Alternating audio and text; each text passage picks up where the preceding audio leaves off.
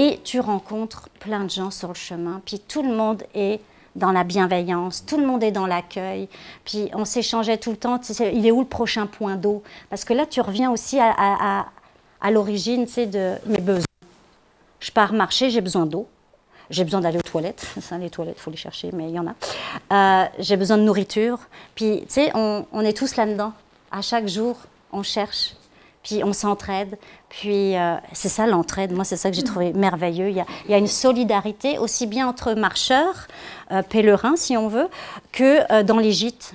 Parce que moi, je m'étais dit, ouais, les gîtes, les hôtels, ils voient tellement 50, 55 000 personnes par année qui passent sur ce chemin-là. Peuvent être un peu tannés, hein, des touristes. Ben non, ceux qui nous accueillent, ils nous ouvraient leur cœur. C'est du tourisme et en même temps, des fois, tu marches seul. Parce que malgré le monde, moi, c'est ça qui m'a surprise, malgré le monde qu'il y a sur le chemin, il y a des bouts, je me retrouvais seule. Donc, quand tu es seul, de un, tu es plus vigilant et tu es avec toi-même. Puis les gens m'ont posé la question, « Ah, je te souhaite que tu trouves qu'est-ce que tu cherches. » Est-ce que je cherche vraiment quelque chose? Pas sûr. L'idée de chercher, c'est parce que c'est comme si tu avais perdu quelque chose. Donc moi, je ne suis pas partie sur le chemin en cherchant quelque chose.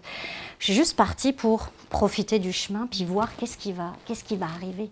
Et en fait, c'est ça. Quand tu es ouvert aux opportunités, elles arrivent. Puis ces journées, ces heures où j'étais seule avec moi-même.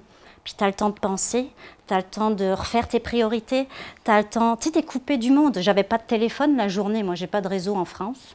En marchant, j'ai pensé à tous ceux qui m'avaient dit « Waouh, moi je peux pas marcher, mais pense à moi quand tu vas marcher. » Ben oui, il y a du monde qui peuvent plus marcher, il y en a qui sont malades, il y en a qui auraient voulu mais qui peuvent plus.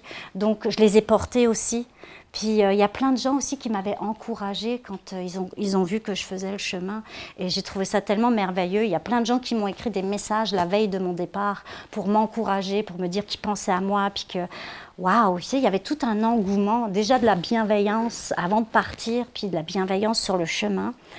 Et moi, ce que j'ai aimé, c'est ce bain de bienveillance et de me reconnecter avec l'humanité, avec la bonté de l'humain qui est là.